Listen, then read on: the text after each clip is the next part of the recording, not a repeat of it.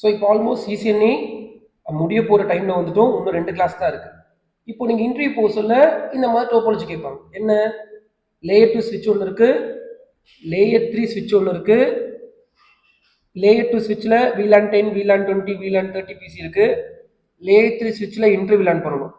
இப்போது நீங்கள் என்ன பண்ணணும்னா, இன்டர்வியூவில் செலக்ட் ஆகணும்னு ஆசை இருந்துச்சுன்னா இந்த லேயர் 2 ஸ்விட்சோட கான்ஃபிகரேஷனும் லேயர் 3 ஸ்விட்சோட கான்ஃபிகரேஷனையும் எழுதிட்டு காட்டணும்.